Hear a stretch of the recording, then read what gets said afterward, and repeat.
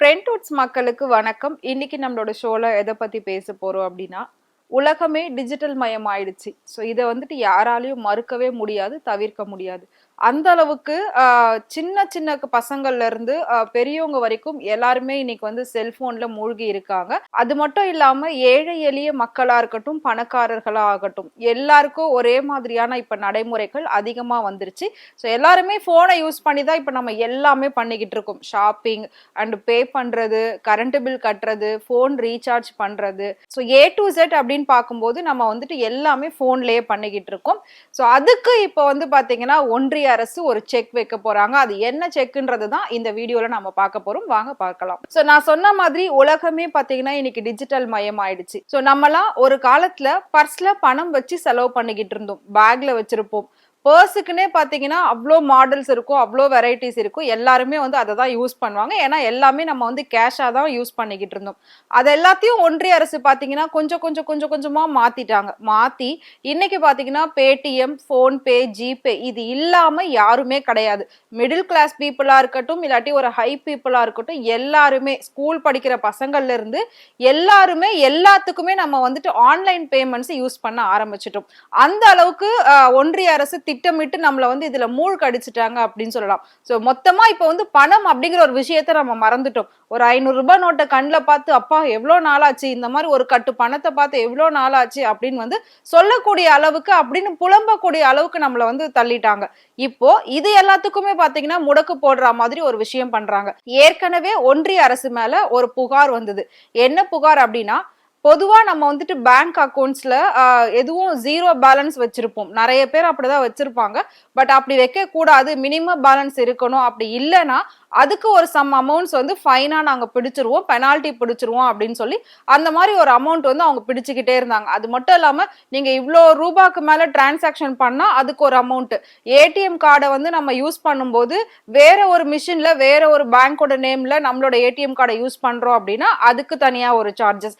இந்த மாதிரி புடிச்ச சார்ஜஸே பாத்தீங்கன்னா பல கோடிகள் சேர்ந்திருக்கு அப்படின்னு சொல்லி ஒன்றிய அரசு ரீசெண்டா ஒரு இன்ஃபர்மேஷன் சொல்லியிருந்தாங்க. இந்த அளவுக்கு இந்த மக்கள் வந்து பெனால்டி கட்டியிருக்காங்க அப்படின்னு சொல்லியிருந்தாங்க.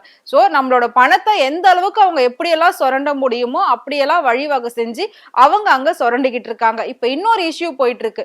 மும்மொழி கொள்கையை நீங்க ஏத்துக்கிட்டாதான் நாங்க உங்களுக்கான நிதி கொடுப்போம் அப்படின்னு சொல்றாங்க. அந்த மாதிரி ஒவ்வொரு விஷயத்துக்குமே பாத்தீங்கன்னா நம்மளோட அடிப்படை வாழ்வியல் ஆதாரங்களை அவங்க மாத்திக்கிட்டே இருக்காங்க.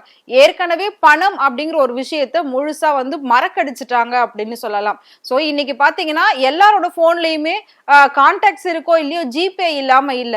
ஒரு கடைக்கு போயிட்டு நம்ம 2 ரூபாய் சில்லற இல்ல அப்படின்னாலும் அவங்க உடனே ஜிபே பண்ணுங்க, ஸ்கேன் பண்ணுங்க அப்படின்னு சொல்றாங்க. பீச்ல அவ்வளோ பிளாட்ஃபார்ம் கடைங்க இருக்கும். பொதுவா பாத்தீங்கன்னா ஆன்லைன் பேமெண்ட்ஸ் எல்லாம் பெரிய பெரிய கடைகள்ல தான் இருக்கும் அப்படின்னு அப்ப சொல்லுவாங்க. இப்ப அப்படி கிடையாது.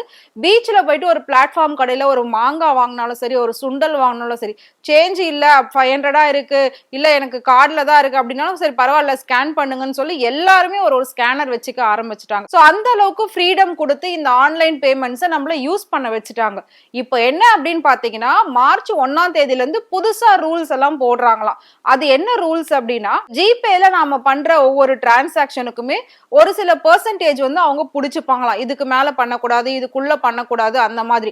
ஜிபே மட்டும் கிடையாது, போன்பே, பேடிஎம், யூபிஐ பேமெண்ட்ஸ்ல நாம எதுல பண்ணாலுமே இதுக்கப்புறம் அதுக்கான சம் சார்ஜஸ் வந்து பிடிச்சுப்பாங்களாம். இதுக்கு நாம என்ன பண்ணணும் அப்படின்னா திரும்பவும் பழைய நிலைக்கு தான் நாம போகணும் அப்படின்னு நினைக்கிறேன். அதாவது பணமா யூஸ் பண்ணணும். பணமா யூஸ் பண்ணாதான் இந்த மாதிரி சார்ஜஸ்லாம் நமக்கு பிடிக்க மாட்டாங்க. நம்மளோட பணங்களை, நம்மளோட காசை வந்து நம்மளோட கஷ்டத்தை சுரண்டி ஒன்றிய அரசு வந்து சாப்பிட்டுக்கிட்டு இருக்காங்க. அப்படி இருக்கும்போது நமக்கே நிதி தர மாட்டேன்னு இப்ப அவங்க சொல்லிக்கிட்டு இருக்காங்க. இந்த விஷயங்கள்லாம் எங்க போய் முடியும் அப்படின்றது தெரியல. ஏன்னா இன்னைக்கு பெண்கள் வந்து எல்லாருமே வேலைக்கு போக ஆரம்பிச்சுட்டாங்க. பொதுவா வீட்டுல இருக்கக்கூடிய பெண்கள் கூட வந்து வேலைக்கு போயிட்டு சம்பாதிக்கணும் அப்படின்னு ஆரம்பிச்சுட்டாங்க. சம்பாதிக்கும் போது சம்பளம் அப்படிங்கிற ஒரு விஷயம் யாருமே இப்ப முழுசா கையில வாங்குறது கிடையாது. எல்லாருக்குமே பாத்தீங்கன்னா பேங்க்ல டிரான்ஸ்ஃபர் பண்ணிடுறாங்க. அவங்க வந்துட்டு அந்த கமிட்மெண்ட்ஸ், அந்த இஎம்ஐ, லோன் எல்லாத்தையும் அந்த ஜிபேலே கட்டி முடிச்சிடுறாங்க. நம்ம வந்து பணத்தை கண்ணிலே பாக்குறது இல்லை. அந்த அளவுக்கு நம்மள மாத்திட்டு இப்போ இதுக்கும் நாங்க வந்து டாக்ஸ் பிடிப்போம், இதுக்கும் நாங்க ஜிஎஸ்டி போடுவோம், இதுக்கும் நாங்க வந்துட்டு ஒரு ஃபைன் போடுவோம் அப்படின்ற மாதிரி சொல்லியிருக்காங்க. இந்த விஷயம் மார்ச் 1ல இருந்து அமலுக்கு வரப்போகுது அப்படின்னு சொல்லியிருக்காங்க. சோ அதையும் நம்ம வந்து கூடிய சீக்கிரம் பார்க்கலாம். இதை பத்தி நீங்க என்ன நினைக்கிறீங்க? மறக்காம கமெண்ட் பாக்ஸ்ல கமெண்ட் பண்ணுங்க. இதே மாதிரி நிறைய இன்ஃபர்மேஷன் உங்களுக்கு தெரியணும் அப்படின்னா மறக்காம ஃப்ரெண்ட்வுட் சேனலை ஃபாலோ பண்ணிக்கோங்க.